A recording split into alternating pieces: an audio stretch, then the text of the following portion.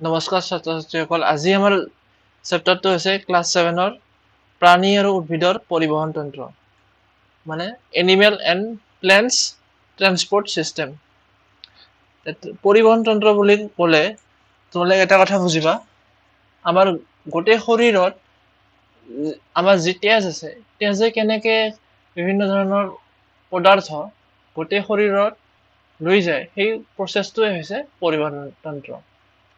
এটা ছবি আছে ইয়াত, ছবিটোত দেখা পাইছা তোমালোকে কেনেকে শিৰা আছে, শিৰাবোৰ ইংৰাজীত কি কয়? ভেইনছ কয়।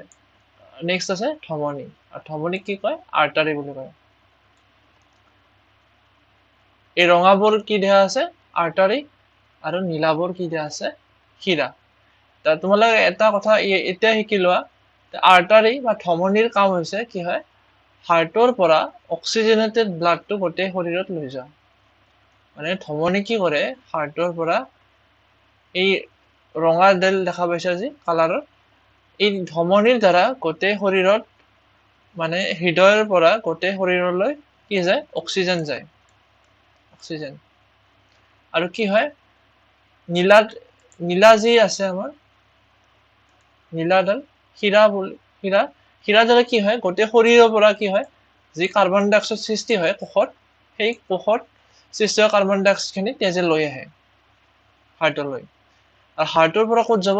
তাত থকা লাং যি থাকে আমাৰ, লাঙত যাব। ইয়াত লাং আছে। লাঙত কি হ'ব? বায়বীয় কি হ'ব? আমাৰ এক্সচেঞ্জ হ'ব, গেছৰ এক্সচেঞ্জ হৈ আমি নিশাহত কি কৰি দিম? কাৰ্বন ডাই অক্সাইড, আৰু উশাহত অক্সিজেন ল'ম। উশাহত অক্সিজেন ল'ম প্ৰথম, ক'ত যাব? নেক্সট আমাৰ লাঙত যাব, হাওঁফাওঁ। হাওঁফাওঁৰ পৰা ক'ত যাব? হাওঁফাওঁৰ তেজৰ এনেকে মাজেদি আমাৰ হৃদযন্ত্ৰত যাব, হাৰ্টত যাব। হাৰ্টৰ পৰা ক'ত যাব? আমাৰ আৰ্টাৰীৰ জৰিয়তে, ধমনীৰ জৰিয়তে গোটেই শৰীৰত যাব। গোটেই শৰীৰত যেতিয়া কোষত যাব, কোষত যি আমাৰ অক্সিজেন ব্যৱহাৰ হ'ব, অক্সিজেনটো কিহৰ কাৰণে ব্যৱহাৰ হয়? গ্লুক'জটো ভাঙি দিয়াৰ কাৰণে। যেতিয়া গ্লুক'জটো ভাঙি যাব, তেতিয়া কি প্ৰডিউচ হ'ব? কাৰ্বন ডাই অক্সাইড। গ্লুক'জ ভাঙাৰ কাৰণে কি লাগে? অক্সিজেন নালাগে, কাৰ্বন ডাই অক্সাইড প্ৰডিউচ হ'ব, এনাৰ্জি, আৰু কি হ'ব? পানী বা জলীয় ভাৱ, এইখিনি প্ৰডিউচ হ'ব। তাই আমাৰ কি হৈছে? কাৰ্বন ডাই অক্সাইড খিনি যি প্ৰডিউচ হ'ল গোটেই শৰীৰৰ কোষবিলাকত, সেই কাৰ্বন ডাই অক্সাইডটো কি কৰিব লাগিব? তেজৰ জৰিয়তে কি হ'ব? আৰু নেক্সট আমাৰ শিৰাইদি হাৰ্টক লৈ আহিব। হাৰ্টৰ পৰা ক'ত যাব? লাঙত, হাওঁফাওঁলৈ যাব। হাওঁফাওঁৰ পৰা কি হ'ব? আৰু আমি শ্বাস নলীৰে আমি নিশাহত কি কৰি দিম? কাৰ্বন ডাই অক্সাইড এৰি দিম। এই প্ৰচেছটো আমাৰ প্ৰত্যেক মুহূৰ্ততে হৈ আছে। আমাৰ হাৰ্টটো আমাৰ 72 টাইমছ বিট হয়। 1 মিনিটত আমাৰ 72 বাৰ কি হয়? হাৰ্টটো বিট হয়। মানে যে আমি ধপধপনি আমি ফিল কৰা, তোমালোকে যি বুকৰ বাওঁফালে তোমালোকে যদি চুই চোৱা, তেতিয়া তোমালোকে গম পাবা কি আছে? আমাৰ হাৰ্টটো কি কৰি আছে? বিট কৰি আছে। আৰু 1 মিনিটত নৰ্মেল 70 টাইমছ হয়। 60 ছেকেণ্ডত হাৰ্টটো 72 টাইমছ বিট হয়। আৰু এভৰি বিট, প্ৰত্যেকটো বিটতে কি হয়? আমাৰ এই কামটো চলি থাকে। এটা বিটত কি হয়? অক্সিজেনটো গুচি যাব ধমনীৰ দ্বাৰা গোটেই শৰীৰত। নেক্সট আৰু আনটো বিটত কি হৈ যাব? তেতিয়া কি হয়? কম্প্ৰেছন আৰু প্ৰসাৰণ আৰু কম্প্ৰেছন হৈ আছে। হাৰ্টটো কি হয়? এনেকুৱা, হাৰ্টটো যেতিয়া বিট কৰিব, তেতিয়া কি হয়? যেতিয়া বিট কৰি দিব, কম্প্ৰেছ হৈ যাব, সৰু হৈ যাব, আৰু তাৰ পৰা কি হৈ যাব? মানে হাৰ্টত থকা অক্সিজেনখিনি গোটেই শৰীৰত গুচি যাব। কিহৰ জৰিয়তে? তেজৰ জৰিয়তে ধমনীৰ মাজেৰে যাব। ঠিক আছে। আৰু হাৰ্টটো যেতিয়া নিজৰ আগৰ অৱস্থাত ঘূৰি আহিব, তেতিয়া কি হ'ব? বাকী যি আমাৰ তেজৰ পৰা যি আছিল কাৰ্বন ডাই অক্সাইড খিনি আৰু হাৰ্টত গুচি আহিব তেজৰ মাজেৰে, আৰু সেইটো হৈছে ভেইনছ। এইখিনি মূল কথা হৈছে, ধমনীৰ জৰিয়তে কি হয়? গোটেই শৰীৰত অক্সিজেন যায়, আৰু শিৰাৰ মাজেৰে কি হয়? গোটেই শৰীৰৰ কাৰ্বন ডাই অক্সাইড খিনি হাৰ্টত যায়। এইখিনি মনত ৰখা কথা। ইয়াত টপিক এটা আছে তেজ। তোমাৰ শৰীৰৰ কোনো এটা অংশ কাটিলে কি হয়? তেজ ওলাই আহে। আমাৰ কৰবাত যদি ছাল যায়, খুন হয়, তেতিয়া কি হয়? আমাৰ তেজটো ওলাই আহে। আৰু তেজটো কি? তেজটো হৈছে এবিধ তৰল পদাৰ্থ যি ৰক্ত নলীৰে প্ৰবাহিত হয়। আমাৰ গোটেই শৰীৰত কি আছে? আমাৰ তেজৰ কানেকশ্যন আছে। য'ত য'ত কোষ আছে বডিৰ, দেহৰ য'ত য'ত ব্ৰেইনৰ পৰা ভৰি, আঙুলি চব সকলোতে গোটেই শৰীৰত কি আছে? তেজৰ কানেকশ্যন আছে। কাৰণ তেজৰ কানেকশ্যন কিয় থাকিব লাগিব? তেজৰ দ্বাৰা কি আহে? আমাৰ গোটেই শৰীৰত কি পায়? অক্সিজেন পায়। আৰু অক্সিজেনৰ কাম কি হৈছে?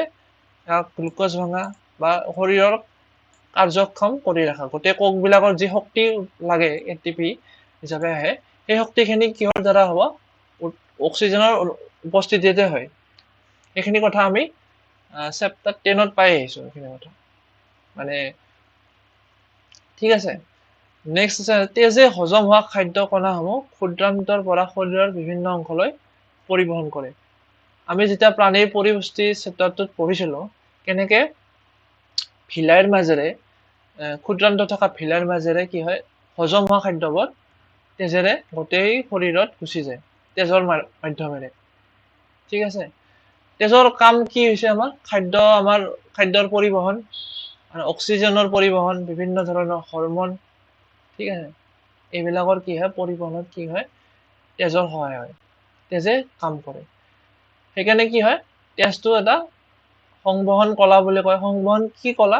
মানে গোটেই শৰীৰত সংবহন কৰে, বহন কৰে, সেইকাৰণে সংবহন কলা বুলি কয়। আৰু গোটেই কলাবোৰ লগ লাগি কি হয়? সংবহন তন্ত্ৰ সৃষ্টি হয়।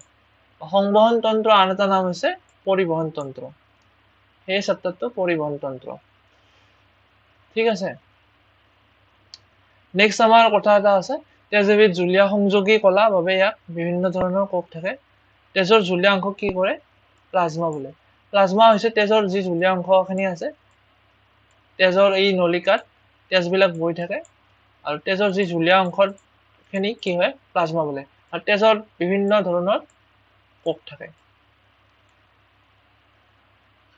ঠিক আছে। তেজটো হৈছে কলা, এই কলাৰ ভিতৰত বিভিন্ন ধৰণৰ কোষ থাকে, আৰু জুলীয়া অংশখিনিত য'ত কোষবিলাক থাকে সেইখিনি হৈছে প্লাজমা। আৰু তেজত থকা এবিধ কোষ হৈছে লোহিত ৰক্ত কণিকা, RBC। তাৰে এটা কোষ হৈছে RBC মানে ৰেড ব্লাড চেল, লোহিত ৰক্ত কণিকা। আৰু ইয়াত কি থাকে? হিমোগ্লোবিন নামৰ এবিধ ৰঞ্জক কণিকা থাকে। হিমোগ্লোবিনটো কি হৈছে? এবিধ প্ৰটিন। হিমোগ্লোবিনটো হৈছে মেটালোপ্ৰটিন। মেটালোপ্ৰটিন কিয় কয়? ইয়াত কাৰণ কি থাকে? ইয়াত এটা আইৰণ থাকে, আইৰণ। হিমোগ্লোবিনে কি কৰে? অক্সিজেনৰ সৈতে যুক্ত হৈ অক্সিজেনক শৰীৰৰ বিভিন্ন অংশলৈ আৰু অৱশেষত সকলোবোৰ কোষলৈ পৰিবহন কৰে। হিমোগ্লোবিনে কি কৰে? অক্সিজেনটো লগত জড়িত হৈ লগ লাগি কি হয়? গোটেই শৰীৰত লৈ যায়। আৰু সেই হিমোগ্লোবিনে আৰু কি কৰে? কাৰ্বন ডাই অক্সাইডো লৈ লয়। এই প্ৰচেছটো চলি থাকে। ঠিক আছে। এটা তোমালোকে কথা চাই লবা, বৰ এফেক্ট বুলি এটা কথা আছে। তাতে কি আছে? যেতিয়া এই বৰ এফেক্টটো কি হৈছে? তাৰমানে যেতিয়া আমাৰ শৰীৰত যেতিয়া তেজটো চলাচল কৰি থাকে, কেতিয়াবা কি হয়? যদি কাৰ্বন ডাই অক্সাইডৰ পৰিমাণটো বাঢ়ি যায় তেজত, তেতিয়া কি হ'ব? ই পানীৰ লগত লগ লাগি কাৰ্বনিক এচিড সৃষ্টি কৰিব। আৰু এই যি এচিড সৃষ্টি হয়, তাৰ কাৰণে কি হয়? তেজত থকা পিএইচ লেভেলটো কমি যায়। আৰু পিএইচ লেভেলটো কমি যোৱাৰ কাৰণে কি হয়?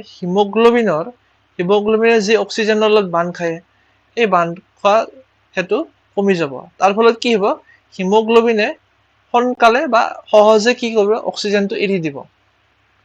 আৰু তাৰ ফলত কি হয়? more oxygen is released to the muscles and tissues that it need most. যেতিয়া অক্সিজেনৰ প্ৰয়োজন বেছি হয়, তেতিয়া কি হ'ব? মানে তেতিয়া এনেকুৱা হৈ যায়। কাৰ্বন ডাই অক্সাইড যেতিয়া বাঢ়ি যায়, তেতিয়া অক্সিজেনৰ প্ৰয়োজনটো বাঢ়ি যায়, আৰু তেতিয়া কি হয়? অক্সিজেনটো আৰু হিমোগ্লোবিনৰ যি বান্ধ খায়, তাৰ শক্তিটো কমি যায়, এফিনিটিটো কমি যায়। As a result, more oxygen is released to the muscles and tissues. য'ত মাংসপেশী আৰু কলাত য'ত লাগে, তাত যদি অক্সিজেনৰ প্ৰয়োজন বাঢ়ি যায়, তেতিয়া কি হ'ব? অতি সোনকালে পাই যাব। কাৰণ এফিনিটিটো বা যি বান্ধ খাই থকা শক্তি আছে, সেইটো কমি যায়। নেক্সট এটা কথা আছে, যেতিয়া কাৰ্বন ডাই অক্সাইডৰ পৰিমাণ কমি যায় তেতিয়া কি হ'ব, হিমোগ্লোবিন আৰু অক্সিজেনৰ যেতিয়া কাৰ্বন ডাই অক্সাইডৰ ছবি এটা দিয়া আছে, কাৰ্বন ডাই অক্সাইডৰ যেতিয়া পৰিমাণটো কমি যায় তেতিয়া কি হ'ব, হিমোগ্লোবিন আৰু অক্সিজেনৰ এফিনিটিটো বাঢ়ি যাব, মানে ই এৰি নিদিয়ে। Decreases in carbon dioxide will increase hemoglobin affinity for oxygen, meaning hemoglobin is less likely to release oxygen. যেতিয়া কাৰ্বন ডাই অক্সাইডৰ পৰিমাণটো বাঢ়ি যায় তেতিয়া কি হ'ব, হিমোগ্লোবিন আৰু অক্সিজেনৰ এফিনিটিটো বা বান্ধ খাই থকা শক্তিখিনি বাঢ়ি যাব। বাঢ়ি যোৱাৰ কাৰণে কি হ'ব, এৰি নিদিব হিমোগ্লোবিনে, কি কয় অক্সিজেনটো এৰি নিদিব। Thus the relationship between CO2 and hemoglobin's affinity for oxygen can be described as an inverse relationship, meaning when one goes one way the other goes the other way. ইয়াত ছবিটো দেখা আছে যে কাৰ্বন ডাই অক্সাইডৰ পৰিমাণ বাঢ়ি গ'ল তেতিয়া কি হ'ল, অক্সিজেন আৰু হিমোগ্লোবিনৰ এফিনিটিটো কমি গ'ল, তাৰমানে অক্সিজেনটো এৰি দিব পাৰে। যেতিয়া কাৰ্বন ডাই অক্সাইডৰ পৰিমাণ কমি গ'ল তেতিয়া অক্সিজেন আৰু হিমোগ্লোবিনৰ পৰিমাণ এফিনিটিটো বাঢ়ি গ'ল। এইখিনি কথা। নেক্সট আছে আমাৰ তেজত শ্বেত ৰক্ত কোষ থাকে যি আমাক কি কৰে, কিছুমান আৰু কোষ থাকে তেজ নলিকাৰ ভিতৰত, তেজ কলাত আৰু কিছুমান কোষ থাকে হৈছে WBC বা শ্বেত ৰক্ত কোষ, ইংলিছত ক'ব WBC। WBCৰ কাম হৈছে আমাক কি কয়, বীজাণুৰ পৰা প্ৰতিহত কৰা, মানে বীজাণুৰ বিলাকত যি সোমাই যায় আমাৰ দেহত তাৰ পৰা ৰক্ষা কৰা। এতিয়া আমাৰ যদি খেলি থাকোতে কেতিয়াবা কিবা এটা আঁঠুত যদি দুখ পায় তেতিয়া কি হ'ব, আমাৰ তেজ ওলাই আহে, যিকোনো ঠাইত, হাততে হওক, য'তে আমাৰ ছালটো খুন হৈ যায় তাত কি হ'ব, তেজ ওলাই আহিব। আৰু তেজ ওলোৱাৰ পিছত কি হয়, অলপমান পিছত 1-2 ঘণ্টা যদি খুনটো ডাঠ হয় তেতিয়া এদিন বা দুদিন লাগি যাব পাৰে, কিন্তু এদিনৰ ভিতৰত সাধাৰণতে কি হয়, এটা ডাঠ খলমা এটা অংশ আহি যায়। মানে এইটো কেনেকে হয়, তেজত থকা অনুচক্ৰিকা নামৰ এবিধ কোষৰ উপস্থিতিৰ কাৰণে হয়। তোমালোকে এনিমেশ্যন এটা চাই লোৱা যাৰ দ্বাৰা তোমালোকে বুজি পাবা। এই কামটো কি কৰে, অনুচক্ৰিকা, ইংৰাজীত প্লেটিলেটছ বুলি কয়, প্লেটিলেটছ বিলাকে চাই লোৱা, প্লেটিলেটছ বিলাকে ইয়াত দেখা পাইছা, এই য'ত খুন হৈছে এইখিনি অংশত ছালখিনি ছিঙি গৈছে আৰু তাৰ পৰা কি হয়, তেজৰ আমাৰ যি নলিকা আছে তাৰ পৰা তেজটো ওলাই আহে। কি হ'ব, আমাৰ এই অনুচক্ৰিকা বিলাকে কি কৰিব, আৱৰি ধৰিব এই অংশখিনি,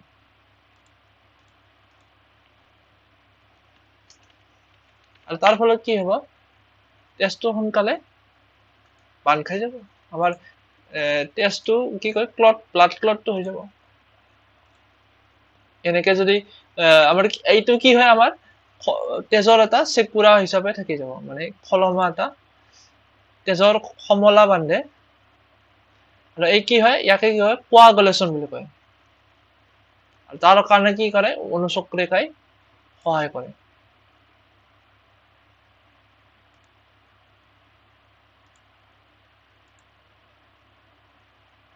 এনেকে অনুচক্ৰিকা বিলাকে বান্ধ খাই দিয়ে।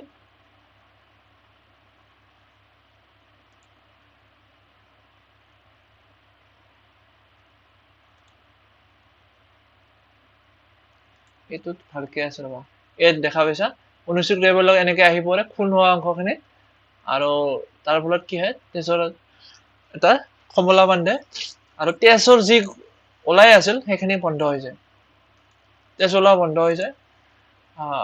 তেজ ওলোৱা যদি বন্ধ হৈ নাযায় কি হ'ব, আমাৰ দেহৰ ৰক্তটো কি হৈ যাব, পৰিমাণ কমি যাব আৰু দেহটো কি হ'ব, মৃত্যু পৰ্যন্ত হৈ যাব পাৰে যদি তেজ গোট নামাৰে আমাৰ। ঠিক আছে, এইখিনি অংশত। আৰু এইখিনি প্ৰচেছটো কি কয়, কোৱাগুলেশ্যন বুলি কয়। এতিয়া যদি কুৱেশ্যন আহে, তেজ আমাৰ কিহে সহায় কৰে, সমলা বন্ধাত বা কোৱাগুলেশ্যনত, সেইটো হৈছে অনুচক্ৰিকা। নেক্সট আছে আমাৰ টপিক ৰক্তনলিকা। ৰক্তনলিকা হৈছে আমাৰ দেখা পাইছা, এই ৰক্তনলিকাৰ ভিতৰৰ মাজেৰে কি হয়, আমাৰ তেজবোৰ ফ্ল' হৈ থাকে, ৰক্তনলিকাৰ মাজেৰে কি হয়, তেজটো আদান প্ৰদান হৈ থাকে। শৰীৰত বিভিন্ন ধৰণৰ ৰক্তনলিকা আছে। তোমালোকে জানা যে উশাহৰ সময়ত কি হয়, আমাৰ হাঁওফাঁওত অক্সিজেনৰ নতুন যোগদানেৰে পূৰ্ণ হয় অক্সিজেনে কি কৰে শৰীৰৰ বিভিন্ন অংশলৈ যোৱাটো প্ৰয়োজনীয় এইখিনি কথা আমি আগতে পাই আহিছো অক্সিজেন কিয় প্ৰয়োজনীয় অক্সিজেনৰ জৰিয়তে কি হয় আমাৰ তেজত আমাৰ শৰীৰৰ যিমান কোষ আছে কোষে কি পায় খাদ্য পায় অক্সিজেন পায় ঠিক আছে তেজৰ জৰিয়তে আৰু অক্সিজেনৰ প্ৰয়োজনটো এই যে খাদ্য তেজে লৈ যায় গোটেই শৰীৰত সেই খাদ্যখিনি কি কৰে যে সৰল আকৃতিৰ খাদ্য হয় যেটা গ্লুকোজ আহি যায় গ্লুকোজটো কি কৰিব ভাঙাত সহায় কৰে অক্সিজেনে ভাঙি দিয়ে ঠিক আছে তে নেক্সট কথাটো হৈছে আমাৰ কি আমাৰ ৰক্তনলিকা কি প্ৰকাৰৰ আছে মেইন আছে ধমনী আৰু শিৰা ৰক্তনলিকা কি প্ৰকাৰৰ হেতে মূলতঃ দুই প্ৰকাৰৰ ধমনী আৰু শিৰা ধমনী আৰু শিৰা এটা ধমনী ইংৰাজী হ'ব আৰ্টাৰী আৰু শিৰা ইংৰাজী হৈছে ভেইনছ এনেকা আছে তে ধমনী কি কৰে আমাৰ অক্সিজেন যুক্ত যি তেজ আছে সেই তেজখিনি গোটেই শৰীৰত লৈ যায় আৰু শিৰাই কি কৰে যি কাৰ্বন ডাই অক্সাইড যুক্ত তেজ আছে সেইখিনি কি কৰে তেজৰ মাজেৰে হৃদযন্ত্ৰলৈ লৈ যায় হৃদযন্ত্ৰৰ পৰা নেক্সট কোচ যাব আমাৰ হাওফাওলৈ যাব হাওফাওৰ পৰা নেক্সট গৈ নাকৰ অন্ধ্ৰইদি আমাৰ নাকেদি নিশা হিচাপত কাৰ্বন ডাই অক্সাইডটো ওলাই যাব আৰু এটা কথা ইয়াত কি আছে ধমনীবোৰ যি আছে আমাৰ তাত বেৰবোৰ কি হয় ডাঠ হয় ধমনীৰ বেৰবোৰ কি হয় ডাঠ হয় বুলি লেখা আছে কিয় হয় ডাঠ কাৰণ যেতিয়া হাৰ্টটো বিট কৰিব গোটেই শৰীৰত তেজটো স্পিডত কি হৈ যাব দ্ৰুত গতিত গোটেই দেহত গুচি যাব সেইকাৰণে কি হয় এই ধমনীৰ যি বেৰ আছে সেইবোৰ শিৰাতকৈ ডাঠ হয় আৰু শিৰাৰ ক্ষেত্ৰত কি হ'ব যেতিয়া হাৰ্টটো নিজৰ আগৰ অৱস্থাত গুচি যাব কম্প্ৰেছ হলে কি হ'ব গোটেই শৰীৰত গুচি যাব যেতিয়া এক্সপ্যান্ড হৈ যাব আৰু প্ৰসাৰ হৈ যাব তেতিয়া কি হ'ব শিৰাৰ মাজেৰে আমাৰ কাৰ্বন ডাই অক্সাইড যুক্ত তেজখিনি হাৰ্টত আহি যাব সেইখিনি কথাই ইয়াত আছে আৰু এটা ইম্পৰ্টেণ্ট কথা আছে এটা আমাৰ নাড়ী স্পন্দন পালছটো কি হৈছে আমাৰ যি হাৰ্টটো বিট কৰি আছে এই ধপধপনি কৰি আছে স্পন্দন কৰি আছে তাৰ যি কাম আহি আছে সেইটো যদি আমি চাব খোজো কিন্তু কেনেকে চাব পাৰো আমি দুটা উপায় আছে আমাৰ শিৰাই দি চোৱা এনেকে সেইটো হৈছে পালছ চেক কৰা বুলি কয় আৰু এটা আছে আমাৰ ষ্টেথোস্কোপ ইউজ কৰা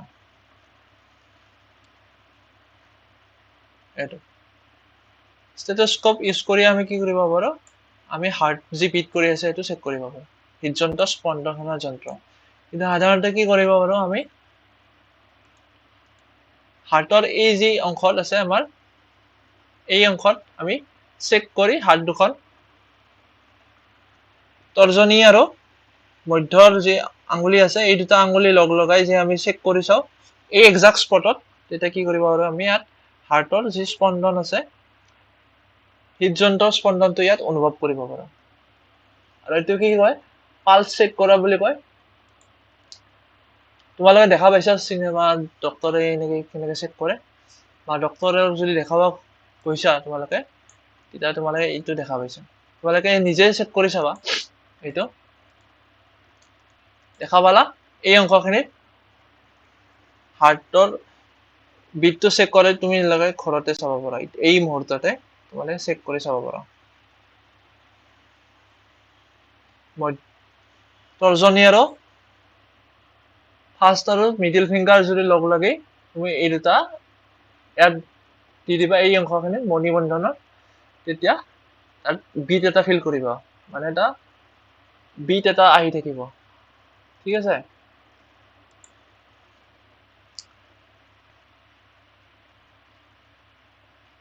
নেক্সট আছে আমাৰ কাৰ্বন ডাই অক্সাইড সমৃদ্ধ তেজ শৰীৰৰ বিভিন্ন অংশৰ পৰা কি কৰে পুনৰ হৃদযন্ত্ৰলৈ ঘূৰাই অনা ৰক্তনলিকাবোৰক শিৰা বোলে শিৰাৰ কাম কি যদি সোধে শিৰাৰ কাম হৈছে কাৰ্বন ডাই অক্সাইড যুক্ত তেজ শৰীৰৰ বিভিন্ন অংশৰ পৰা কঢ়িয়াই অনা আনি হৃদযন্ত্ৰলৈ ঘূৰাই অনা শিৰাৰ বেৰ পাতল শিৰাবোৰত কপাট থাকে সেইবোৰক যিবোৰে তেজক মাথন হৃদযন্ত্ৰলৈ দীঘলীয়াকৈ প্ৰবাহিত কৰে মানে কি হয় শিৰাৰ যি কপাট থাকে এইটো ডাইৰেকশ্যনতহে যাব মানে হাৰ্টৰ দিশত এইটো হৈছে হাৰ্ট হৃদযন্ত্ৰ বা হৃদপিণ্ড যি কয় তোমালোকে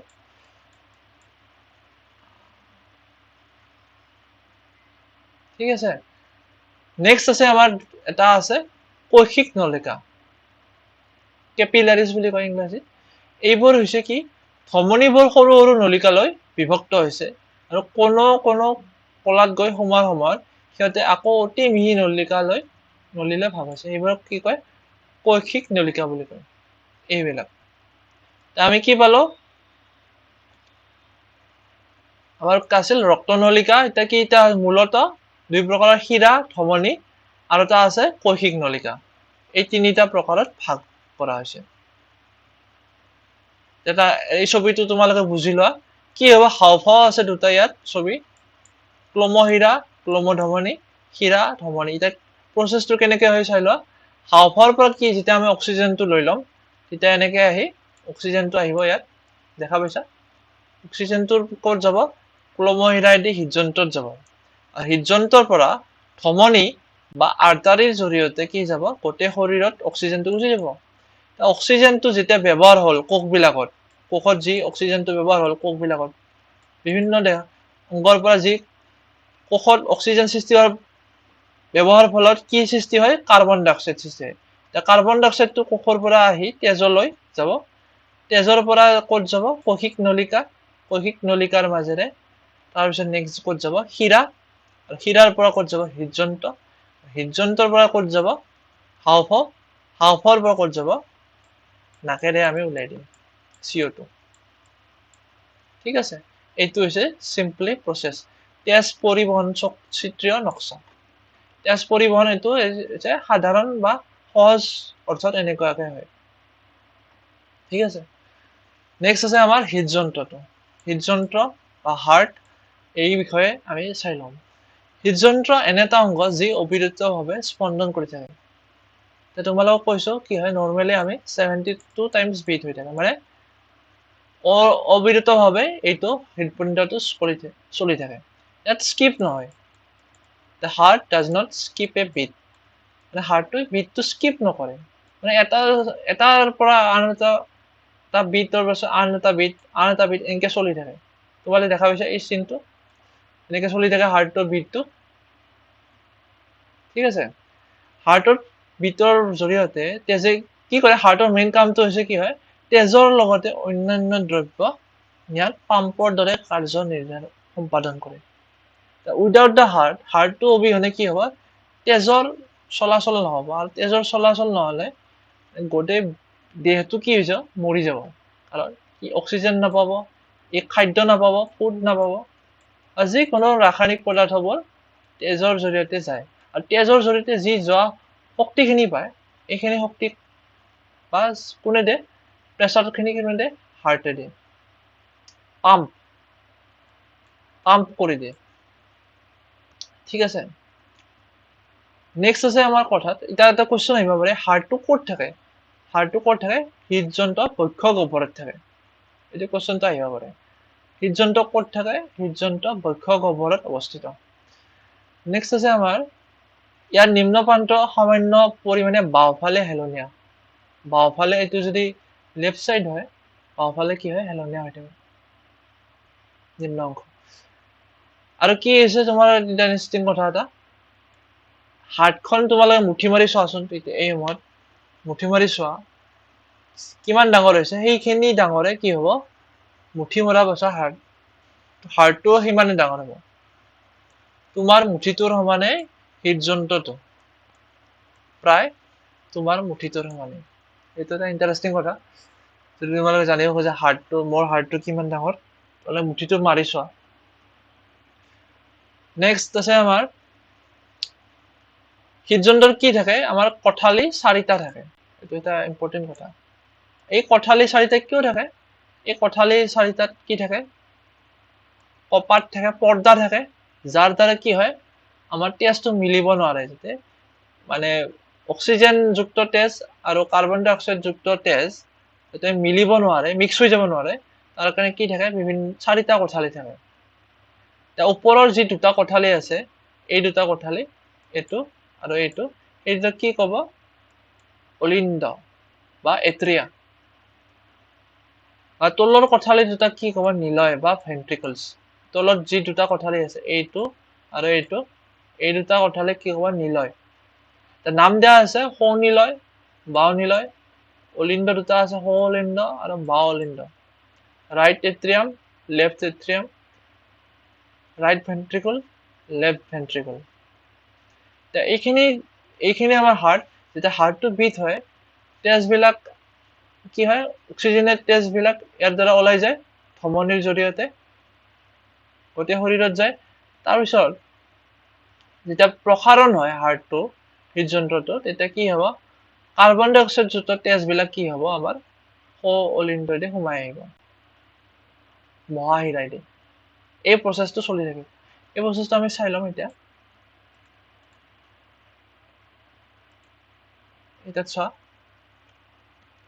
এইটো হৈছে গোটেই বডিটোৰ আমাৰ ট্ৰান্সপোৰ্ট চিষ্টেমটো এইটো হৈছে আমাৰ ছবিত ইয়াত বুজি লোৱা ইয়াত কি আছে আমাৰ দুটা ৰং আছে ৰেড আৰু ব্লু ৰেড ৰঙা ৰংটো তোমালোকে ভাবা তাত কি আছে হাই অক্সিজেন আছে আৰু ল' CO2 আছে ইয়াত কি যে অক্সিজেনযুক্ত তেজখিনি কি হৈছে ৰঙা আৰু কাৰ্বন ডাই অক্সাইড থকা তেজখিনি হৈছে কি নীলা তে কি হ'ব আমাৰ যেতিয়া আমি উশাহ লৈ ল'ম উশাহত কি যাব অক্সিজেন ক'ত যাব নেক্সট আমাৰ শ্বাসনলীয়েদি লাঙত যাব বা হাওফাওত যাব হাওফাওৰ পৰা ক'ত যাব এনেকে চাই লওঁ কাৰ্চিন দিয়া আছে হাওফাওৰ পৰা ক'ত যাব আমাৰ হাৰ্টত যাব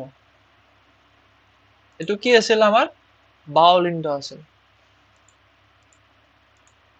বাও অলিন্দত যাই নেক্সট ক'ত যাব আমাৰ ধমনী দি গোটেই শৰীৰত অক্সিজেনযুক্ত তেজখিনি গুচি যাব এতিয়া গোটেই শৰীৰত যি কাৰ্বন ডাই অক্সাইড সৃষ্টি হ'ল মেটাবলিজিমৰ ফলত বিপাক কাৰ্যৰ ফলত যি কাৰ্বন ডাই অক্সাইড সৃষ্টি হ'ল সেই সৃষ্টি হোৱা কাৰ্বন ডাই অক্সাইডখিনি শিৰাৰ মাজেৰে এনেকে ক'ত আহিব হাই কাৰ্বন ডাই অক্সাইড থকা তেজখিনি কিহত যাব আমাৰ সৌ অলিন্দত আহি যাব ঠিক আছে আৰু তাৰ পৰা সৌ অলিন্দৰ পৰা ক'ত যাব আমাৰ লাঙত যাব হাওফাওত যাব এই প্ৰচেছটো হাওফাওত কি হ'ব অক্সিজেন মানে কাৰ্বন ডাই অক্সাইড খিনি নাকেৰে আমি ওলাই যাম তাৰপিছত নেক্সট এই চিষ্টেম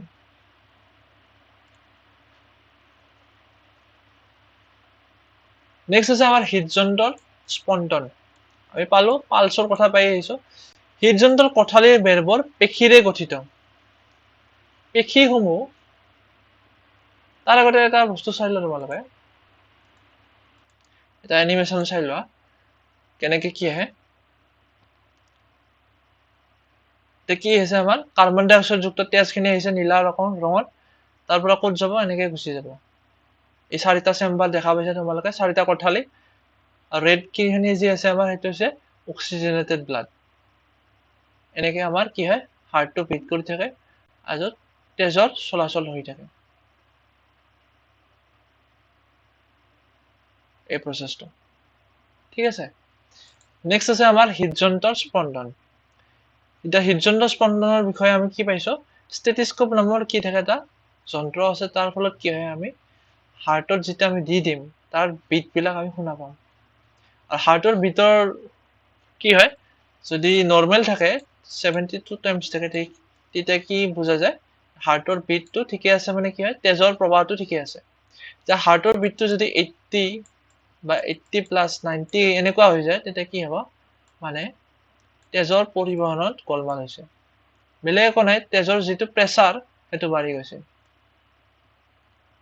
বা ইয়াৰ পৰা ক'ব পাৰি যে হৃদযন্ত্ৰৰ কিছুমান সমস্যা দেখা দিছে হৃদযন্ত্ৰৰ সমস্যা যদি বিটটো বাঢ়ি যায় তেতিয়া কি হ'ব মানে এটা মিনিং হ'ব তাৰ কি হৃদযন্ত্ৰৰ যি নলিকাবিলাক আছে তাত কি হয় কোলেষ্ট্ৰল জমা হৈছে সেইকাৰণে কি হৈছে এইবিলাক কাৰণত এটা বহুত কাৰণ আছে হাৰ্টৰ বিট বাঢ়ি হাৰ্টৰ বিট যদি বহুত বেছি বাঢ়ি যায় কি হ'ব এটা বেমাৰৰ নাম আছে ট্ৰেকিকাৰ্ডিয়া যদি 100 বাৰ বিট কৰি দিয়ে মিনিটত ট্ৰেকিকাৰ্ডিয়া আৰু যদি শ্ল' হয় বিটটো বহুত শ্ল' হয় তেতিয়া কি হ'ব আমাৰ ব্ৰেকিকাৰ্ডিয়া। যদি বিটটো স্লো হৈ যায় তেতিয়া কি হ'ব ব্ৰেডিকাৰ্ডিয়া।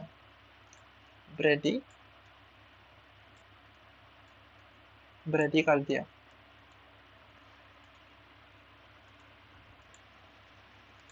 নেক্সট আমাৰ টপিক এটা আছে। নেক্সট কি আছে আমাৰ?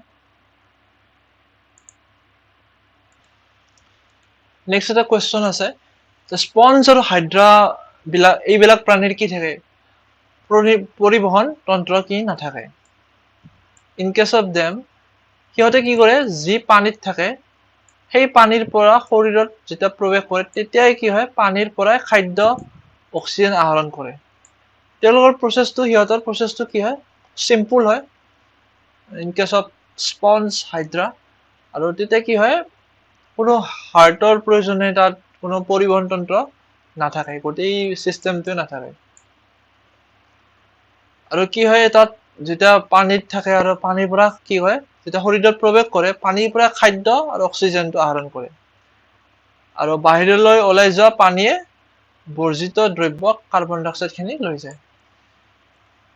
সেইখিনি। নেক্সট আছে আমাৰ এজন চাইণ্টিষ্ট বা ডক্টৰৰ নাম উইলিয়াম হাৰ্ভে।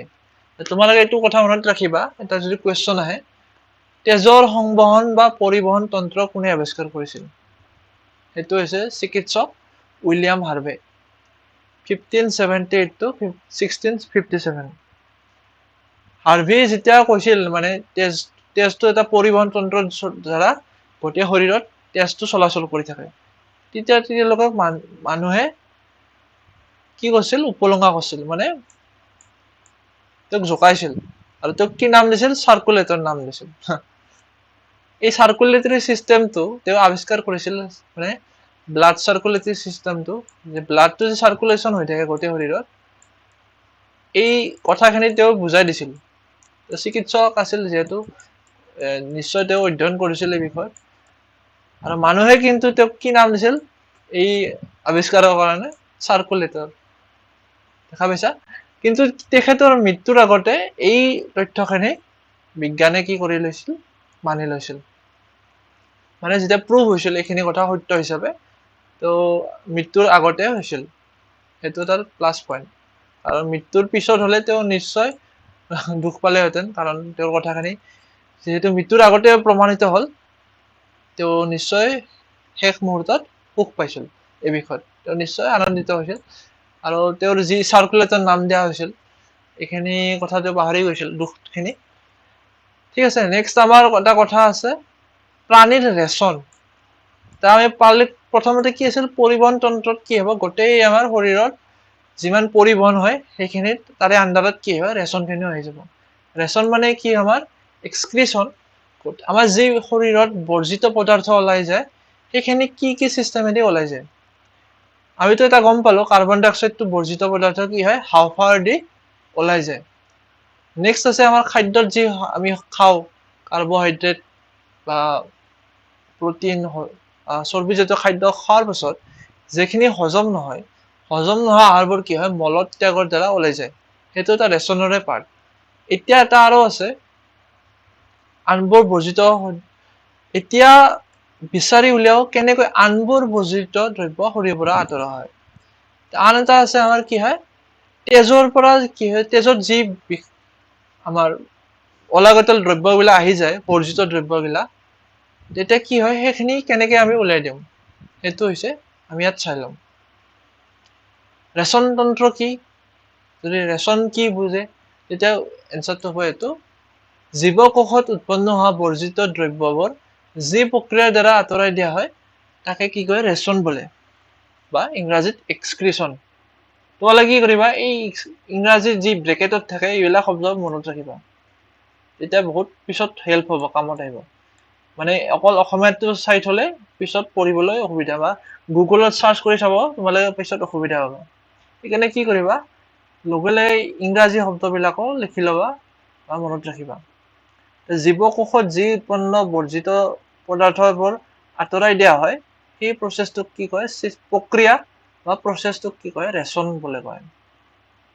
ৰেচন কাৰ্যত যিমান অংগ থাকে সেইবিলাক লগ লাগি কি হয় ৰেচন তন্ত্ৰ গঠিত হয় এতিয়া মানুহৰ ৰেচন তন্ত্ৰ এতিয়া আমি কি কম সেই বিষয়ে ষ্টাডি কৰিম ৰেচন তন্ত্ৰত আমাৰ কি আছে মূলতঃ বৃক্ক কিডনি দুটা থাকে দুয়ো চাইডে পিঠিৰ ফালে আমাৰ কি থাকে কিডনি থাকে আৰু কিডনিটো কি থাকে বিন শেপেড হয় এনেকুৱা শেপেড হয় কিডনি মানুহে এটাইও চলিব পাৰে সেইকাৰণে কি হয় কিডনিৰ বহুতো মানৱ অংগৰ ব্যৱসায় হৈ যাৰ কিছুমানে এটা কিডনি বিক্ৰী কৰি দিয়ে এইটো এটা আচলতে বেয়া কথা আৰু সমাজৰ এটা আইনৰ চকুত এটা অপৰাধ মানৱ অংগৰ ব্যৱসায় এটা আইনমতে দণ্ডনীয় কাম এই বিষয়ত আমি কিডনি কেনেকে কাম কৰে তো আমি চাই ল'ম মূলতঃ এইখিনি কথা তেজ পৰিশোধন কৰাৰ বাবে এক প্ৰক্ৰিয়াৰ প্ৰয়োজন য'ত বৃক্কত থকা তেজ কোষিক নলিকাবোৰে এই পৰিশোধন কাৰ্য সম্পাদন ইয়াত কি থাকে আমাৰ যি আমাৰ পাৰ্ট বিলাক থাকে এনেকুৱা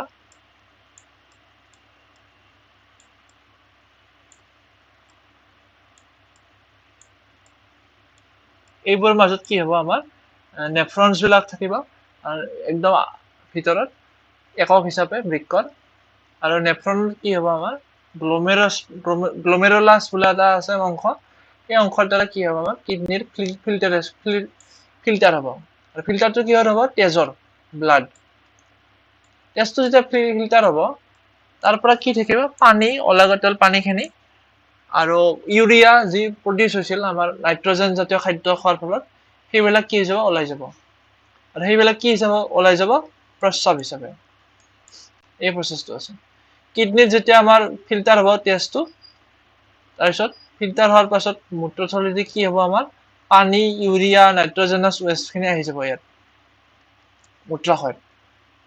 মূত্ৰাশয়ত জমা থাকিব ব্লাডাৰত তাৰ পৰা কি হয় মূত্ৰপথৰ ওলাই আহি প্ৰস্ৰাৱ দ্বাৰা ওলাই যাব আৰু ইয়াৰ ফলত কি হ'ব আমাৰ দেহটো সুৰক্ষিত হৈ থাকিব কাৰণ কিয় যদি আমাৰ দেহত ইউৰিয়া থাকি যায় তেতিয়া কি হ'ব দেহৰ অনিষ্ট হ'ব ঠিক আছে কিন্তু কিডনিটো আমাৰ মানে ঠিকভাৱে চলি থকাটো বহুত প্ৰয়োজন কিডনিৰ যদি আমাৰ অসুখ হয় তেতিয়া কি হয় গোটেই মানুহজনে কষ্ট পায় আৰু মানুহৰ জীৱনৰ কাৰণে কি হয় ক্ষতিকাৰী মানে জীৱনটো ভাবুকি হৈ যায় যদি কিডনিৰ প্ৰব্লেম হয় তেতিয়া মানুহৰ মৃত্যু পৰ্যন্ত হৈ যাব পাৰে কাৰণ কিডনি এটা বহুত গুৰুত্বপূৰ্ণ অংগ কিডনি যেতিয়া অসুখ হয় তেতিয়া কি হয় বিশেষকৈ প্ৰটিন জাতীয় খাদ্য খাবলৈ মানা কৰা হয় কাৰণ কি হয় প্ৰটিন জাতীয় খাদ্যৰ পৰা কি হয় ইউৰিয়া প্ৰস্তুত হয় নাইট্ৰজেনাছ ৱেষ্ট বেছিকে সৃষ্টি হয় নাইট্ৰজেনাছ ৱেষ্ট কম সৃষ্টি হোৱাৰ কাৰণে কি হয় নাইট্ৰজেনাছ ৱেষ্ট বিলাকে আমাৰ কি হয় দেহৰ কাৰণে ক্ষতিকৰ আৰু তাৰ পৰা কি কৰে আমাক কিডনিয়ে সেই ৰেচন তন্ত্ৰৰ মূল অংগ আৰু কিডনিয়ে কি কৰে আমাৰ গোটেই শৰীৰটোক যি আমাৰ অলাগতিয়াল পদাৰ্থ আছে সেইখিনিৰ পৰা বচাই ৰাখে দেহক ঠিক আছে নেক্সট এটা আমাৰ কথা আছে এজন প্ৰাপ্তবয়স্ক মানুহে 24 ঘণ্টাত 1 পৰা 1.8 লিটাৰ প্ৰস্ৰাৱ ত্যাগ কৰে প্ৰস্ৰাৱত 95% পানী 2.5% ইউৰিয়া আৰু 2.5% আনবৰ্জিত পদাৰ্থ থাকে দেখা পাইছা তোমালোকে বিশেষ কি থাকে পানী থাকে প্ৰস্ৰাৱত আৰু কি থাকে নাইট্ৰজেনাছ ৱেষ্ট নাইট্ৰজেন জাতীয় অলাগতিয়াল পদাৰ্থ কি থাকে ইউৰিয়া থাকে আৰু আনবৰ্জিত পদাৰ্থ থাকে গৰমৰ দিনত আমাৰ যি ঘাম ওলায় তাত কি থাকে ঘামত পানী আৰু নিমখ থাকে এইটো এটা ৰেচনৰে অংশ ঘামটো আৰু কি হয় আমাৰ ঘামবোৰ কেতিয়াবা কি হয় বগা দাগ হিচাপে লাগি থাকে কাষলতিৰ তলত বা কাপোৰতো এই দাগটো লাগি যায় তাত বেলেগ একো নাথাকে তাত কি থাকে নিমখ থাকে সোডিয়াম ক্লৰাইড নেক্সট আছে এটা জানিবলগীয়া কথা কলহত যে আমি পানী থৈ দিওঁ পানীটো কিয় ঠাণ্ডা হৈ থাকে ঠাণ্ডা হৈ থকাৰ মূল কাৰণটো হৈছে কি হয় কলহটোত কি থাকে আমাৰ যেহেতু মাটিৰ কলহ হয় তাত বিন্ধা থাকে ৰন্ধ্ৰ থাকে আৰু ৰন্ধ্ৰৰ মাজেৰে কি হয় পানীটো যেতিয়া গৰম পায় পানীটো কি হয় বাষ্পীভূত হৈ ওলাই যায় আৰু যেতিয়া গৰমখিনি বাষ্প হিচাপে ওলাই যায় গৰমৰ দ্বাৰা শক্তিখিনি ইউজ হয় শক্তিখিনি ব্যৱহাৰ হৈ যেতিয়া বাষ্প হিচাপে ওলাই যায় তেতিয়া কি হয় পানীখিনি ঠাণ্ডা হৈ যাব মানে নিজৰ গৰমখিনি ওলাই যাব যিহেতু কিনে নিজৰ ঠাণ্ডা হৈ থাকিব সেইকাৰণে কি হয় মাটিৰ কলহত পানীটো ঠাণ্ডা হৈ থাকে আৰু আন এটা কথাটো হৈছে আমি যেতিয়া ঘামো তেতিয়া কি হয় আমাৰ শৰীৰটো ঠাণ্ডা হোৱাত সহায় কৰে আমাৰ যেতিয়া দেহৰ পৰা ঘামটো ওলাই যাব স্কিনৰ পৰা হাতৰ পৰা আমাৰ যেতিয়া ঘামটো ওলাই যাব কি হয় এই ঘামটো সৃষ্টি হোৱাৰ কাৰণে যেখিনি শক্তি লাগিছিল বা গৰম লাগিছিল সেই গৰমখিনি কি হ'ল ব্যৱহাৰ হৈ গ'ল ঘামটো সৃষ্টি হৈ গ'ল মানে আমাৰ বাষ্প হিচাপে গুচি গ'ল ঘামটোৰ পৰা এই ঘামখিনি যিখিনি গৰম আছিল দেহৰ পৰা ওলাই আহিল আৰু এই ঘামখিনি যেতিয়া বাষ্প হিচাপে ওলাই যাব তাত কি হ'ব ঠাণ্ডা লাগিব সেই অংশখিনিত কাৰণটো বেলেগ একো নাই কাৰণ এই গৰমখিনি গুচি গ'ল গৰমখিনি ক'ত ইউজ হ'ল ব্যৱহাৰ হ'ল বাষ্পত হোৱাত হয় মানে এইটো হিচাপে পানী হিচাপত আছিল পানী যেতিয়া ভাপ হ'ব লাগে তাত কি লাগিব শক্তিখিনি লাগিব শক্তিখিনি ক'ৰ পৰা পালো আমাৰ দেহৰ গৰমখিনি আৰু যেতিয়া গৰমখিনি গুচি গ'ল তাত অট'মেটিক্যালি কি হয় এটা ঠাণ্ডা ভাব এটা আহি যাব ঠিক আছে নেক্সট আমাৰ কি আছে নেক্সট আছে আমাৰ এটা ইম্পৰ্টেণ্ট কথা এই বক্সত কথাবিলাক তোমালোকে গুৰুত্ব দি চাবা কাৰণ ইয়াত ইম্পৰ্টেণ্ট কথা কিছুমান দিয়া থাকে গুৰুত্বপূৰ্ণ কাৰণে ইয়াত ধুনীয়াকৈ দিয়া থাকে এনেকৈ চ' সেইকাৰণে এইখিনি কথা তোমালোকে সদায় গুৰুত্ব দি চাবা ইয়াত কি আছে এটা কথা পানীত যিবিলাক জলচৰ প্ৰাণী আছে মাছে কি কৰে ডাইৰেক্ট কি কৰে যিটো পানীৰ লগত কানেক্টেড থাকে জড়িত হৈ থাকে মাছে কি কৰে ডাইৰেক্ট এমনিয়া হিচাপে ব্যৱহাৰ কৰি দিয়ে আৰু যিবোৰ পানীত পোনপনে কি হয় দ্ৰৱীভূত হৈ যায় কিন্তু কিছুমান স্থলচৰ প্ৰাণী আছে যেনে চৰাই জেঠী সাপ তোমালোকে দেখা পাইছা জেঠী তোমালোকৰ ঘৰতে থাকে ৱালত সাপ আদি কি কৰে বগা ৰঙৰ অৰ্ধ কঠিন সেমি সলিড যৌগিক পদাৰ্থ ইউৰিক এচিড হিচাপে উলিয়াই দিয়ে মানুহৰ প্ৰধান ৰেচন দ্ৰব্য হ'ল ইউৰিয়া আমি গম পালো আমি কি এৰি দিওঁ ইউৰিয়া ইনকেছ মানে মাছৰ ক্ষেত্ৰত কি হ'ব এমনিয়া আৰু স্থলচৰ প্ৰাণী যেনে চৰাই জেঠী সাপ আদিৰ ক্ষেত্ৰত কি হ'ব ইউৰিক এচিড এই তিনিটা কথা মনত ৰাখিবা নেক্সট আছে আমাৰ এটা কথা যেতিয়া এজন ব্যক্তিৰ বৃক্কই কাম নকৰে কি হ'ব আমাৰ বৃক্কই কাম নকৰা মানে কি হ'ব আমাৰ টেষ্টটো পিউৰিফাই নহ'ব মানে টেষ্টটো ভাল হৈ নাথাকিব টেষ্টটো মানে যি অলাগতিয়াল পদাৰ্থখিনি আছে যদি বৃক্কই ফিল্টাৰ কৰিব নোৱাৰে ইয়াত এই যদি কাম নকৰে টেষ্টটো আহি থাকিব তেজত এই ধমনী আৰু এনেকৈ হৃদা দি আহি থাকিব কিন্তু কি হ'ব টেষ্টটো যদি ক্লিয়াৰ নহয় মানে ফিল্টাৰ নহয় তেতিয়া কি হ'ব তেজতে থাকি যাব অলাগতিয়াল ৰেচনৰ পদাৰ্থবিলাক তাতে থাকি যাব তাৰ ফলত কি হ'ব দেহৰ ক্ষতি হ'ব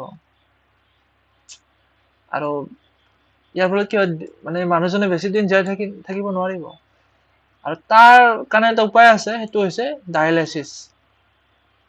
ডায়ালাইচিছটো হৈছে কৃত্ৰিম উপায় যাৰ দ্বাৰা তেজটো পৰিশোধন কৰা হয় আৰু ডায়ালিচিছটো বহুত খৰচী হয় মোটামুটি 1000 টকামান লাগে মান্থলি যদি ডায়ালিচিছ কৰা যায় তাতকৈ বেছি লাগিব পাৰে ঠিক আছে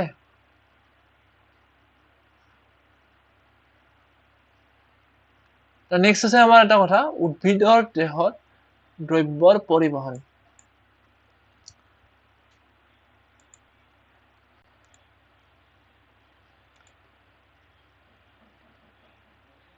নেক্সট আছে আমাৰ উদ্ভিদৰ বিষয়ে কেনেকৈ উদ্ভিদে পৰিবহন কামটো কৰে উদ্ভিদৰ ক্ষেত্ৰত কি হ'ব আমাৰ যি আমি পঢ়ি আহিছিলো উদ্ভিদে নিজৰ গছে বা উদ্ভিদে নিজৰ খাদ্য কি কৰে নিজে প্ৰস্তুত কৰে কি প্ৰক্ৰিয়াৰ দ্বাৰা ফটোচিনথেসিস বা সালোক সংশ্লেষণ খাদ্য প্ৰস্তুত কি কৰে উদ্ভিদে কাৰ্বহাইড্ৰেট প্ৰস্তুত কৰে ইয়াত কাৰ্বহাইড্ৰেট প্ৰটিন বা চৰ্বিজাতীয় খাদ্য প্ৰস্তুত কৰে আৰু খাদ্যটো ক'ত প্ৰস্তুত হয় বিশেষকৈ পাতত বা য'ত সালোক সংশ্লেষণ হৈ যায় নেক্সট কথাটো ইয়াত কি আছে আহাৰ শক্তিৰ উৎস জীৱৰ প্ৰত্যেকটো কোষে গ্লুকোজৰ ভাঙনৰ ফলত শক্তি আহৰণ কৰে উদ্ভিদৰ ক্ষেত্ৰতো কি কৰিব এই যে গ্লুকোজ সৃষ্টি হয় উদ্ভিদৰ ক্ষেত্ৰতো কি ভাঙন কৰিব লাগিব মানে ভাঙিব লাগিব তেতিয়াহে কি উদ্ভিদে শক্তি পাব আৰু এই শক্তি উৎপাদনত কি হয় উদ্ভিদৰ ক্ষেত্ৰত কি হ'ব কাৰ্বন ডাই অক্সাইড প্ৰস্তুত হ'ব আৰু কাৰ্বন ডাই অক্সাইড খিনি কি হয় উদ্ভিদে পাতৰ জৰিয়তে এৰি দিব বায়ুলৈ সেইখিনি কথা তোমালোকে পাই আহিছা আগতে নেক্সট আছে পানী আৰু খনিজ পদাৰ্থৰ পৰিবহন পানীটো আৰু খনিজ পদাৰ্থৰ পৰিবহনটো ইম্পৰ্টেন্ট আৰু তাৰ ফলত কি হেতু পানী আৰু খনিজ পদাৰ্থখিনি কেনেকৈ পৰিবহন হ'ব শিপাৰ দ্বাৰা এই দেখা পাইছা তোমালোকে মাটিৰ তলত শিপা আছে শিপাত কি দেখিব এনেকৈ যেতিয়া শিপা আহি যাব শিপাবোৰ সৰু সৰু অংশলৈ পৰিৱৰ্তন হ'ব মানে সৰু সৰু চুলি শিপা হৈ যাব এই চুলি শিপাৰ দ্বাৰা কি হ'ব পানী খনিজ লৱণ আদি শিপাই গ্ৰহণ কৰিব বা মাটিৰ তলত পৰা শোষণ কৰি ল'ব আৰু শোষণৰ কামত কিহে মানে পঠাই দিব জাইলেম নলিকাই কি কৰিব পানীৰ পৰা খনিজ লৱণ শিপাৰ দ্বাৰা মাটিৰ তলত থকা পানী আৰু খনিজ লৱণ আদি শিপাৰ দ্বাৰা লৈ যাব বা পৰিবহন কৰিব মাটিৰ পৰা পানী আৰু পোষক দ্ৰব্য পৰিবহনৰ বাবে উদ্ভিদৰ নলিকা আছে আৰু এই নলিকাবোৰ কি হয় লগ লাগি কি হয় সংবহন কলা থাকে সংবহন কলা মানে বহন কৰি নিয়া কলা কলা হৈছে কোষৰ সমষ্টি যিয়ে কিছুমান বিশেষ ধৰণৰ কাম কৰে a group of cells that has similar functions এই কেইটা কোষে কি কৰে এটা গ্ৰুপ কৰে এই গ্ৰুপ মানে এটা আকাৰ আকৃতি বেলেগ হ'ব পাৰে কিন্তু তাৰ কাম একে ঠিক আছে আমি তেজৰ ক্ষেত্ৰত পাই আহিছো তেজ কলাত বিভিন্ন ধৰণৰ কোষ থাকে ঠিক তেনে সংবহন কলা আছিল তেজত আৰু উদ্ভিদৰ ক্ষেত্ৰত কি আছে জাইলেম আৰু ফ্লোয়েম নামৰ দুবিধ সংবহন কলা আছে জাইলেমে কি কৰে দেখা পাইছে ইয়াত জাইলেম নলিকাৰ এনেকে জাইলেম নলিকাই কি কৰে উদ্ভিদৰ পানী আৰু পোষক দ্ৰব্যখিনি যি আছিল শিপাৰ দ্বাৰা সেইখিনি লৈ যায় উদ্ভিদৰ দেহলৈ ঠিক আছে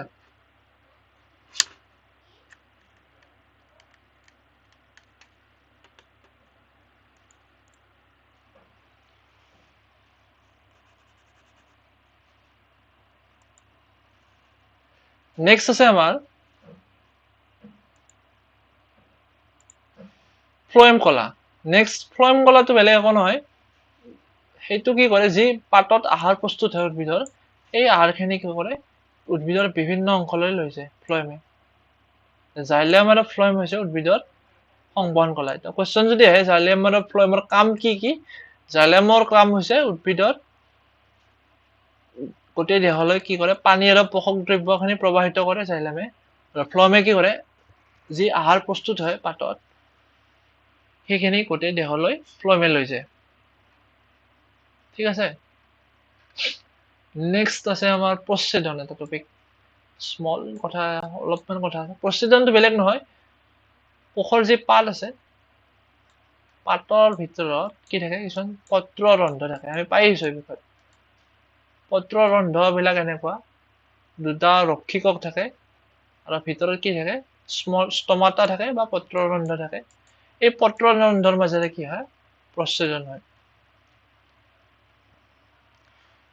প্ৰচ্ছেদন প্ৰক্ৰিয়াৰ দ্বাৰা উদ্ভিদে বহু পৰিমাণে পানী উলিয়াই দিয়ে উদ্ভিদে খনিজ পদাৰ্থ আদি শোষণ কৰে যিমান পানী শোষণ কৰে সেইখিনি সকলো উদ্ভিদে ব্যৱহাৰ নকৰে পাতৰ পৃষ্ঠত থকা পত্ৰ ৰন্ধৰ মাজেৰে প্ৰচ্ছেদন প্ৰক্ৰিয়াৰ দ্বাৰা পানী বাষ্পীভূত হৈ ওলাই যায় ইয়াৰ দ্বাৰা কি হ'ব H2O will evaporate ঠিক আছে পানীটো বাষ্পীভূত হৈ যাব কিয় হ'ব কাৰণ গছক ইমান পানীৰ প্ৰয়োজন নথকা পানীখিনি কি হয় উদ্ভিদে প্ৰচ্ছেদন প্ৰক্ৰিয়াৰে দেহৰ পৰা উলিয়াই দিব সো এইখিনি আছিল আমাৰ মূল টপিক কথাখিনি চেপ্টাৰটোৰ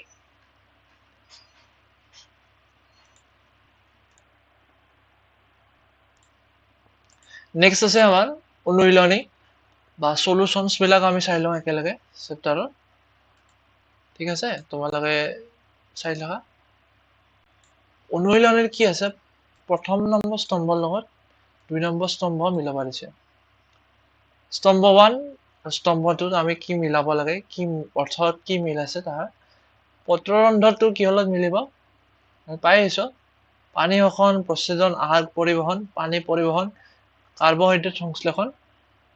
আমি পাই আহিছো পত্ৰৰন্ধ্ৰটো প্ৰস্বেদনৰ মিলিব। জাইলেমটো পাই আহিছো।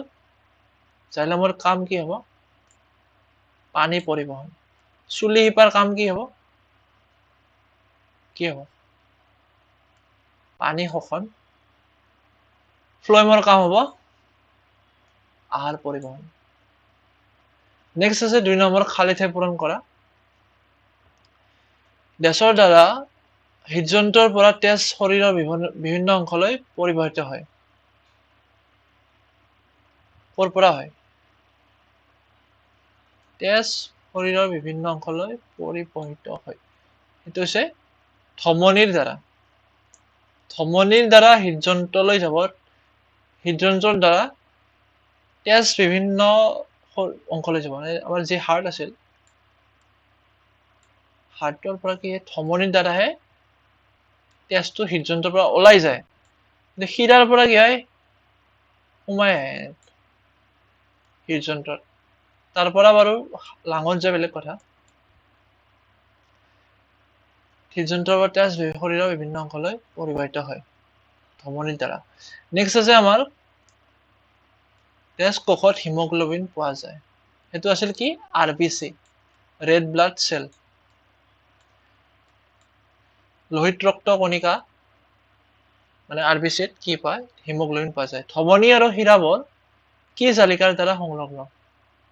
এইটো আছিল আমাৰ কি জালিকা? Then next was ধমনী আৰু শিৰাবোৰ, এইটো কি হ'ব? জালিকাৰ দ্বাৰা গঠিত। এইটো হ'ব আমাৰ কৈশিক নলিকাৰ দ্বাৰা গঠিত। ইংৰাজীত হ'ব কেপিলাৰিজ। নেক্সটটো আমি চাই লওঁ।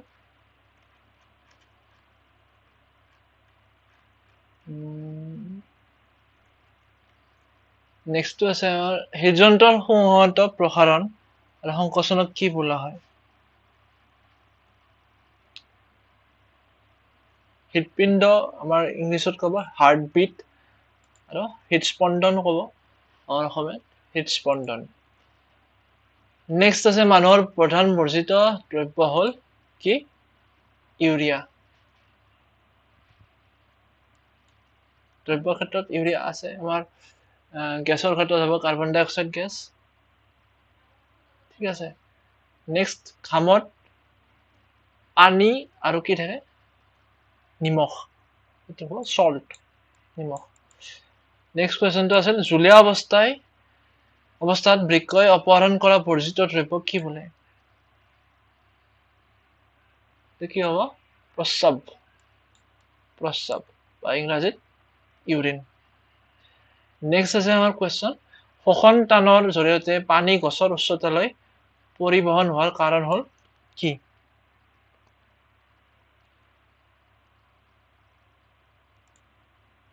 এইটো হ'ব পানী অপহৰণ। ঠিক আছে, বা ইংৰাজীত ট্ৰেন্সপিৰেশ্যন।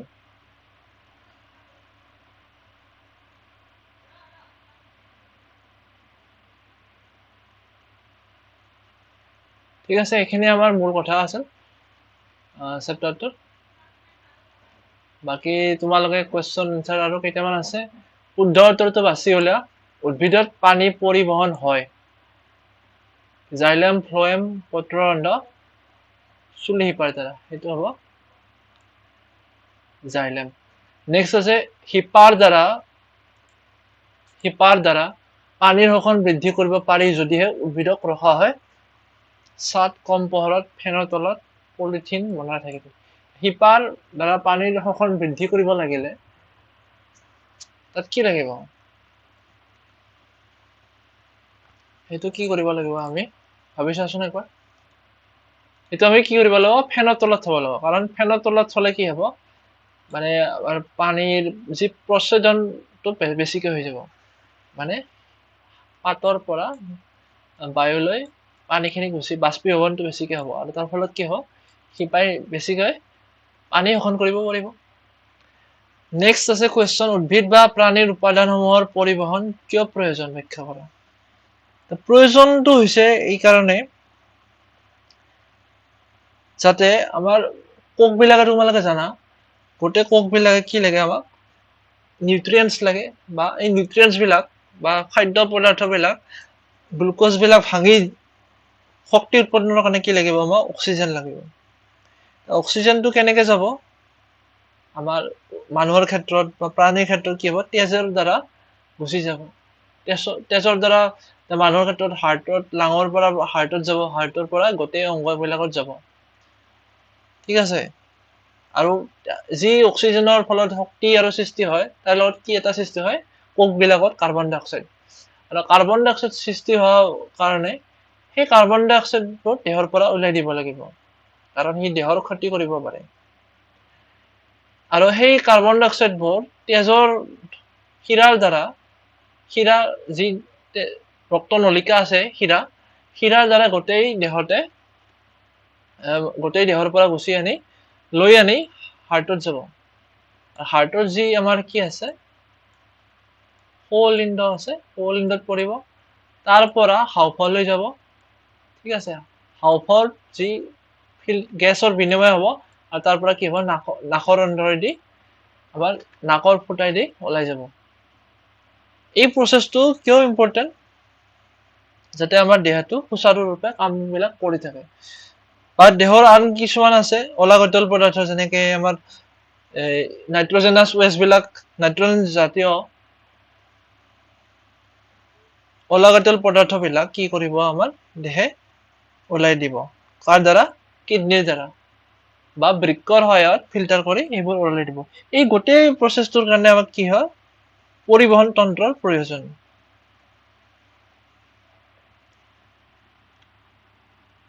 ঠিক আছে আমাৰ ফুড অক্সিজেন আৰু ৱেষ্ট এইবিলাক মেটেৰিয়েলছবিলাক এই পদাৰ্থবিলাক কি কৰিব লাগিব আমাৰ পৰিবহন তন্ত্ৰৰ দ্বাৰা চলি থাকে আৰু প্লেণ্টৰ ক্ষেত্ৰতো উদ্ভিদৰ ক্ষেত্ৰতো কি হ'ব এই পৰিবহন তন্ত্ৰৰ দ্বাৰাই খাদ্য পদাৰ্থ অক্সিজেন আৰু অলাগতিয়াল পদাৰ্থবিলাক এই পৰিবহন তন্ত্ৰৰ দ্বাৰাই চলি থাকে মানে আনা নিয়া হৈ থাকে এঠাইৰ পৰা আন ঠাইলৈ যায় সেইকাৰণে কি এই মেটেৰিয়েলছবিলাক এই পদাৰ্থবিলাক এই কাৰণে ইম্পৰ্টেণ্ট যাতে গোটেই জীৱৰ দেহটো সুচাৰুৰূপে চলি থাকে বা জীৱন প্ৰক্ৰিয়াবোৰ চলি থাকে জীৱ এটা জীয়াই থাকিব লাগিলে পৰিবহন তন্ত্ৰৰ অতিকৈ প্ৰয়োজনীয় কাৰণ খাদ্য এটা অকল হজম হলে নহয় এই খাদ্যটো খাদ্যৰ পৰা শক্তি সৃষ্টি হ'ব লাগিব গোটেই খাদ্যখিনি গোটেই শৰীৰত যাব লাগিব আৰু খাদ্য হজম হোৱাৰ পাছত শক্তিবোৰ সৃষ্টি হোৱাৰ পাছত অলাগতিয়াল পদাৰ্থ যি সৃষ্টি হয় শৰীৰত সেইবিলাকো ৱেষ্টবিলাক পৰিত্যাগ কৰাৰ কাৰণে পৰিবহন তন্ত্ৰৰ প্ৰয়োজন যদি তেজত অনুচক্ৰিকা নাথাকে তেতিয়া কি হ'ব তেজত যদি অনুচক্ৰিকা নাথাকে তেতিয়া কি হ'ব তেজটো গোট নামাৰিব খুন হৈ থাকিলে তেজটো ওলাই থাকিব এই ঠাইত যদি খুন হৈ যায় তেতিয়া তেজটো এনি টাইম ওলাই থাকিব ঠিক আছে পত্ৰৰন্ধ কি পত্ৰৰন্ধৰ দুটা কাম উল্লেখ কৰা পত্ৰৰন্ধ কি তোমালোকক কৈ আছো আগতে পত্ৰৰন্ধৰ দুটা কাম হৈছে আমাৰ গেছৰ অক্সিজেন কাৰ্বন ডাই অক্সাইডৰ যি আদান প্ৰদান হয় বায়ুৰ সৈতে সেইখিনি কাম কৰে আৰু আন এটা কাম হৈছে পত্ৰৰন্ধৰ দ্বাৰা কি হয় আমাৰ প্ৰচ্ছেদনৰ কাম হয় যি অতিৰিক্ত পাতত যি অতিৰিক্ত উদ্ভিদ দেহত যি অতিৰিক্ত পানী থাকে সেইখিনি পাতৰ পত্ৰৰন্ধৰ দ্বাৰা উলিয়াই দিয়া হয় আৰু এইখিনি কি হয় বাষ্প হিচাপে ওলাই যায় H2O প্ৰচ্ছেদনে উদ্ভিদৰ প্ৰয়োজনীয় কাম কৰেনে ব্যাখ্যা কৰা প্ৰচ্ছেদনে কি কাম কৰে প্ৰচ্ছেদনৰ কামটো হৈছে উদ্ভিদৰ দেহত যেখিনি অলাগতিয়াল পানী আছে সেইখিনি বাষ্প কৰি উলিয়াই দিয়া সেইটোৱে মূল কাম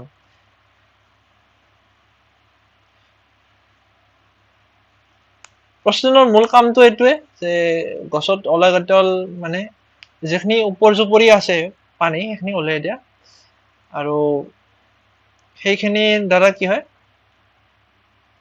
আৰু এটা কাম আছে প্লেন্ট বিলাক যিবিলাক গছ আছে তাৰ কি হয় ওখ গছবিলাকত পানীটো ওপৰলৈ যোৱাৰ কাৰণে প্ৰচোদনে সহায় কৰে। ওখ গছবিলাকত প্ৰচোদনে গছডালৰ ওপৰলৈ পানীটো উঠি যায়, তাৰ কাৰণে কি হয় সহায় কৰে। নেক্সট এটা কুৱেশ্যন আছে আমাৰ, শৰীৰৰ সকলো অংশৰ বাবে তেজৰ উপাদানসমূহ কি কি? তেজৰ মূল উপাদান তোমালোকে পাইছা RBC, লোহিত ৰক্ত কণিকা, যাৰ দ্বাৰা আমাৰ কি থাকে হিমোগ্লোবিন থাকে, আৰু হিমোগ্লোবিনে কি কৰে অক্সিজেনৰ লগত যুক্ত হৈ গোটেই দেহত কি কৰে অক্সিজেনটো কঢ়িয়াই লৈ যায়। ঠিক আছে, নেক্সট আছিল আমাৰ হোৱাইট ব্লাড চেল WBC বিলাকত কি কৰে আমাৰ ইনফেকশ্যন বীজাণুৰ পৰা আমাক সহায় কৰে, মানে বচাই ৰাখে। নেক্সট আছিল আমাৰ এটা প্লেটিলেট বা অনুচক্ৰিকা কি কৰে তোমালোকক দেখাই দিছো, আমাৰ তেজত যি কাটি যায় সেই কোৱাগুলেশ্যনত সহায় কৰে, মানে এটা কি কৰে তেজৰ অনুচক্ৰিয়া আৱৰি ধৰে শুদ্ধ অংশখিনিত, আৰু তেজটো আমাৰ যাতে ওলাই নাযায় দেহৰ পৰা সেইটোত সহায় কৰে। কিহে তেজৰ ৰং প্ৰদান কৰে? সেইটো হৈছে আমাৰ what makes the blood look red, সেইটো হৈছে আমাৰ হিমোগ্লোবিনটো হৈছে এটা ৰঞ্জক পদাৰ্থ, ৰেড পিগমেণ্ট আছে তাতে, সেইকাৰণে কি হয় হিমোগ্লোবিন থকাৰ কাৰণে তেজটো ৰঙা দেখা হয়। আৰু হিমোগ্লোবিনটো ক'ত থাকে? ৰেড ব্লাড চেলত থাকে। তোমালোকে জানা হিমোগ্লোবিনে কি কৰে অক্সিজেনটো গোটেই দেহলৈ কঢ়িয়াই নিয়ে। নেক্সট কুৱেশ্যন আছে, হৃদযন্ত্ৰৰ কাৰ্য বৰ্ণনা কৰা। হৃদযন্ত্ৰৰ কাৰ্যটো তোমালোকে গম পাইছা, গোটেই পাম্প হিচাপে কাম কৰে গোটেই দেহত। যেতিয়া হৃদযন্ত্ৰৰ পৰা কি হয় 4টা চেম্বাৰ থাকে, 4টা পথালি থাকে, আৰু হৃদযন্ত্ৰই কি কৰে দেহত অক্সিজেন আৰু কাৰ্বন ডাই অক্সাইড যি যুক্ত তেজ আছে সেইবোৰ পাম্প কৰি থাকে, যাতে আমাৰ এই দেহৰ তাৰে লগতে কি কৰে হৃদযন্ত্ৰই আমাৰ তেজলৈ কি কৰে বিভিন্ন ধৰণৰ যি তেজৰ প্ৰবাহটো গতিটো হৃদযন্ত্ৰই দি দিয়ে। হৃদযন্ত্ৰৰ যেতিয়া সংকোচন হয়, বিট এটা হয়, হৃদস্পন্দন হয়, তেতিয়া তেজটো গোটেই শৰীৰত গুচি যায়। তাৰ ফলত তেজত থকা যি আমাৰ অক্সিজেন আছে বা খাদ্য পদাৰ্থ আছে এইবিলাক গোটেই শৰীৰত যাব পাৰে। ঠিক আছে,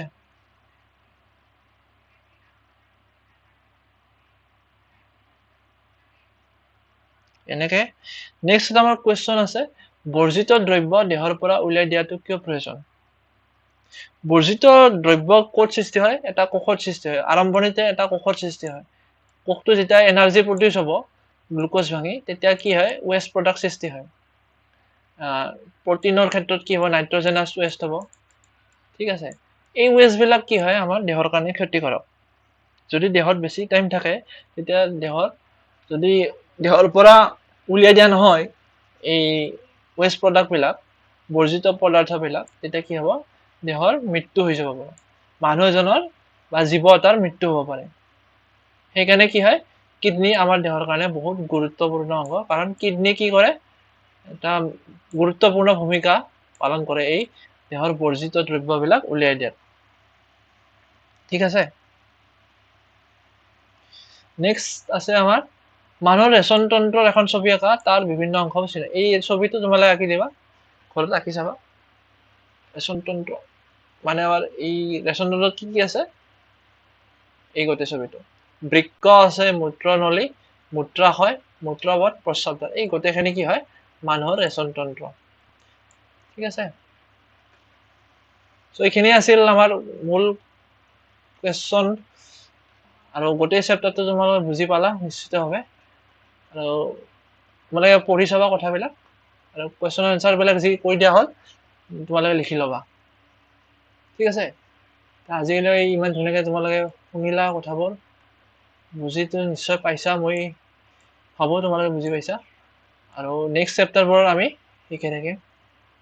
ঠিক আছে, আজিৰ কাৰণে ইমানতে শেষ, ধন্যবাদ।